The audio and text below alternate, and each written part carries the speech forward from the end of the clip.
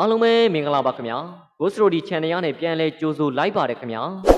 ဇလန်လေးမစခင်ကျွန်တော်ရဲ့ channel လေးကိုလည်း subscribe လုပ်ထားပေးခဲ့ကြပါဦးနော်ကဲဇလန်လေးကိုစားလိုက်ကြရအောင်ဗျာဒီဇလန်က2019ခုနှစ်စောင်းရသည်မှာစကန်ချခရီးထွက်တော့ကဖြစ်ခဲ့တာပါအဲဒီကျုံကကျွန်တော်က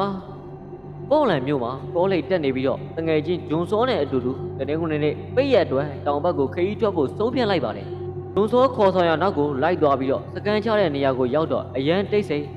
စိတ်ငြိမ်နေပြီးတော့လူသွားလူလာကလည်းသိမရှိပါဘူးကျွန်တော်တဲထိုးနေတော့သေပေတပေမှာချိတ်ထားတဲ့ဆိုင်းမို့တစ်ခုကိုသတိထားမိလိုက်ပါတယ်အဲ့ဒီမှာကပုဂ္ဂလိကပိုင်းနဲမြေကျူးကျော်ဝင်ရောက်ခြင်းမပြုရလို့ရေးသားထားပါလေအောင်နားမှာတော့ချိုးပေါက်သူများသည်လို့ရေးထားပြီးတော့ကျန်တဲ့စာသားတွေကပြတ်သွားပါတယ်အဲ့ဒါရဲ့အောက်မှာတစုံတစ်ယောက်ကတေဆိုတဲ့စကားလုံးကိုအနီအောင်ဆေးနဲ့ဖြန်းထားပါတယ်ကျူးစောဒါကိုကြည်စမ်းကွာရဲစရာပဲနော်ကျွန်တော်ရင်မောင်းနဲ့ဂျွန်စောကိုပြောလိုက်ပါတယ်တိုင်းမုတ်ကိုမြင်လိုက်တဲ့အခါဂျွန်စောမျက်နှာကတင်းမာသွားတယ်သူကတခြားနေရာကိုရွှေ့ဖို့လိုမယ်လို့ပြောပေမဲ့ကျွန်တော်ကဘာမှမဖြစ်နိုင်ဘူးလို့ပြန်ပြောလိုက်ပါတယ်ဒါကြောင့်ကျွန်တော်တို့လည်းမီးဖို့ပြီးတော့နောက်ပြောင်းရင်းနဲ့အိပ်ပျော်သွားခဲ့ကြပါတယ်အဲ့ဒီအချိန်ကျတော့ညလယ်မှာတဲပြင်ဘက်ကနေတရှဲချက်အတန်ကြောင့်ကျွန်တော်လမ်းတို့လာပါတယ်အဲ့ဒါကတစုံတစ်ယောက်လမ်းလျှောက်နေတာဒီကိုင်းတွေကိုနေနေတာပဲဆိုတာချက်ချင်းသိလိုက်ပါတယ်ကျွန်တော်ဂျွန်ဆိုးကိုတွန်းလိုက်တယ်သူလည်းကြားလိုက်ရပြီးတော့သူ့မျက်နှာကထိတ်လန့်သွားပါတယ်သူကဘာလုပ်ကြမလဲလို့တိုးတိုးလေးမေးလိုက်တယ်အဲ့ဒီအခိုက်တက်မှာပဲတဲရဲ့စစ်ကရုတ်တရက်ပွင့်သွားပြီးတော့တစုံတစ်ယောက်ကခေါင်းပြူထွက်လာပါလေသူကတယောက်ပါသူကဖြည်းဖြည်းချင်းပြုံးလိုက်တယ်ကြောက်စရာကောင်းပြီးတော့စိတ်မချမ်းမြေ့စရာပြုံးရမှုမျိုးပါ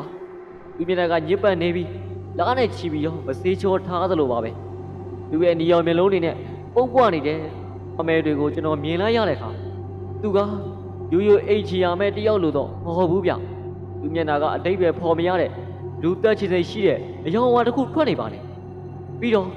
သူကကျွန်တော်တို့ကိုမင်းတို့ဆိုင်ဘက်ကိုမမြင်ဘူးလားလို့ပြောလိုက်တယ်ဗျသူကသူ့လက်ကိုတဲတဲ့ကိုထိုးသွင်းလိုက်တယ်သူ့လက်ထဲမှာကြီးမားတဲ့အယိုးတစ်ချောင်းလိုမျိုးကင်ထားပါလေအဲ့ဒါကကြီးမားတဲ့လိမ့်ဆန်ရဲ့အယိုးပြစ်ပုံရပြီးတော့ခြေလျားခြုံထက်ကကြမ်းတမ်းနေပုံပါပဲတမင်တကာခြုံအောင်တွေးထားသလိုပါပဲဂျွန်စောရဲ့အတန်ကိုအော်ဟစ်တန်တဲ့သူကျွန်တော်ကအလိုလျောက်လိုပဲအဲ့လူရဲ့မျက်နှာကိုတွန်းထုတ်လိုက်ပါတယ်သူကနောက်ရက်သွားပြီးကျွန်တော်လဲကြည်စံလိုတဲတဲ့ကနေပြေးထွက်လိုက်ပါတယ်သူကအယိုးနဲ့ကျွန်တော်ကိုလွှဲရလိုက်တာကြောင့်ကျွန်တော်သူ့ကိုပြင်းပြင်းထန်ထန်ကန်ထုတ်ပြီးတော့ဂျွန်စောကိုကားဆန်တို့ကိုအော်ပြောလိုက်တယ်ဂျွန်စောကပြေးလာပြီးတော့ကားပေါ်ခုန်တက်ကစံနှိုးလိုက်ပါတယ်ကျွန်တော်သူ့စီကိုအချိန်နဲ့ပြေးသွားပြီးတော့ခရီးတဲ့ထိုင်ကုန်တဲကိုခုံဝင်လိုက်တာနဲ့ကျွန်တော်တို့အဲ့ဒီနေရာကနေအမြန်ဆုံးမောင်းထွက်လာခဲ့တယ်ကျွန်တော်တို့တဲနဲ့ပစ္စည်းတွေကိုထားခဲ့ပြီးတော့မောင်းနေခဲ့ကြပါတယ်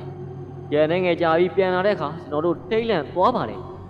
ကျွန်တော်တို့တဲထဲမှာတေဆိုတဲ့စကားလုံးကိုအနီအောင်ဆေးနဲ့ဖြန်းထားပါတယ်တဲတွင်းမှာတော့ကြောင်းမပဲကောင်းကိုလက်အင်္ဂါတွေဖြတ်တောက်ထားတဲ့လိမ့်ဆန်အသေးကောင်နှစ်ကောင်ရှိနေတယ်ဘယ်လိုလိမ့်ဆန်မျိုးတွေလဲဆိုတာတော့ကျွန်တော်တို့မပြောနိုင်ပါဘူးကျွန်တော်တို့ယူသွမတန်းပြေးထွက်လာခဲ့ကြပြီးအဲ့ဒီနေရာကိုဘယ်တော့မှပြန်မသွားတော့ပါဘူးအဲ့လိုကဘယ်သူလဲ